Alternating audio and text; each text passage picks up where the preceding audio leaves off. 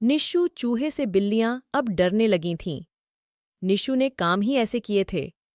उसने कई बार बिल्लियों की गुदगुदी की थी, कबड्डी खेलने की कोशिश की थी और उनकी आंखों में धूल झोंक दी थी, और हर बार वह बच निकला था।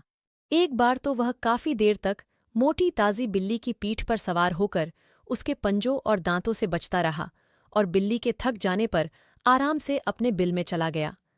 अंत में सब बिल्लियों ने एक सभा की, इस चूहे की शैतानियां बढ़ती ही जा रही हैं।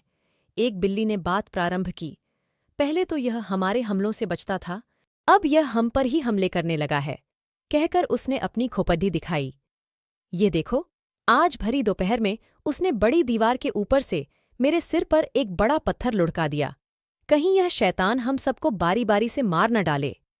एक पतली बिल्ली ने कांपते हुए कहा, यह चूहा नहीं कसाई है, वह चूहा ही है। एक सुलझी हुई बिल्ली ने कहा, कसाई तो उसके लिए हम हैं, हम उसे पकड़ने की कोशिश छोड़ दें तो वह भी हमें तंग नहीं करेगा। क्यों न हम उससे कोई समझौता कर लें।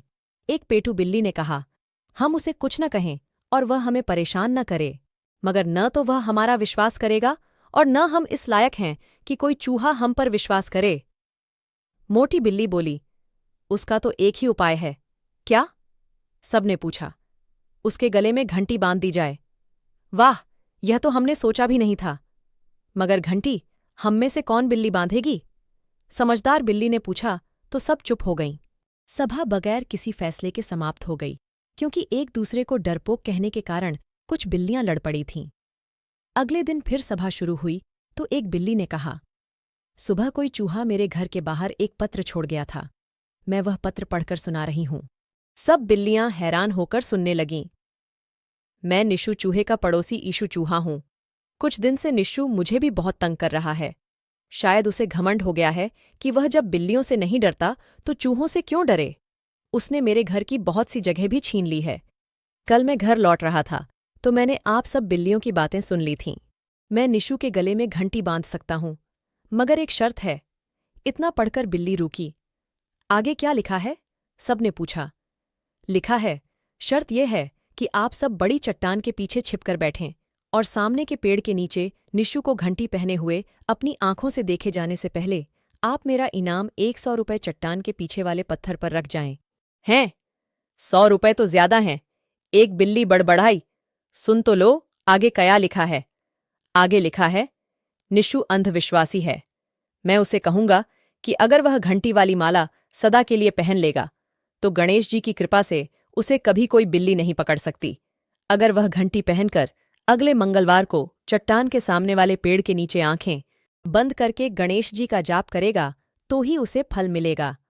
अंत में लिखा था कि ईशु अपना पूरा मकान भी निशु को दे देगा ताकि निशु उस पर शक न करे। ईशु ने बिल्लियों को दिन और समय भी बता दिया था। मंगलवार को बिल्लियों ने बड़ी चट्टान के पीछे वाले पत्थर पर 100 रुपये रख दिए। वे वहीं बैठकर इंतजार करने लगीं कि निशु कब सामने वाले पेड़ की तरफ आता है। कुछ ही देर में उनकी नज़र निशु पर पड़ी, जो घंटी पहनकर पेड़ की तरफ आ रहा था। सभी बिल्लियां चट्टान के पीछे छिपने को एक साथ लपकीं, मगर यह क्या? सभी घास के नीचे छिपे कीचड़ भरे गड्ढे में जा गिरीं। निशु ने ठहाका लगाया। वह आराम से पत्थर के पास पहुंचा।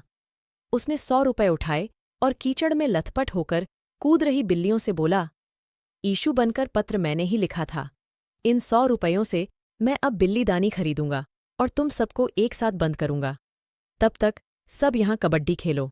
जब तक बिल्लियों ने गड्ढे से बाहर आकर आंखें साफ कीं, तब तक निशु बहुत दूर जा चुका था। अब तो हमें यह इलाका ही छोड़ना पड़ेगा। मोटी बिल्ली ने कहा, यह चूहा नहीं पूरा पहलवान है।